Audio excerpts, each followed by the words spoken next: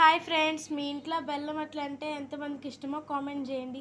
ఈరోజు మా అమ్మగారు అయితే బెల్లం అట్లు వేసారనమాట. బెల్లం అట్లు అంటే నాకైతే చాలా ఇష్టం.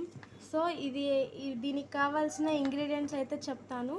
ఫస్ట్గా మనము పొట్టు మినపప్పు వాడుకునే వాళ్ళు పొట్టు మినపప్పు వాడుకోవచ్చు, లేదంటే మినపప్పు అయినా వాడుకోవచ్చు.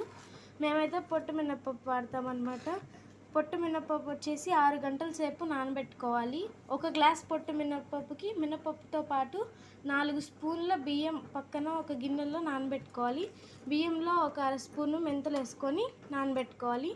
6 గంటల తర్వాత పొట్టు మినపప్పు గ్రైండర్లో వేసుకొని మెదుగుతున్నప్పుడు బియ్యము అదే మెంతులు ఉన్నాయి కదా, అవంతా వేసుకొని మెదుపుకోవాలి. బెల్లం నలగొట్టి వేసుకోవాలి. నలగొట్టి వేసుకున్న తర్వాత ఫ్రిడ్జ్లో పెట్టుకున్న వాళ్ళు పెట్టుకోవచ్చు, లేదంటే అప్పుడప్పుడు వేసుకున్నా చాలా బాగుంటాయి. సో ఈరోజు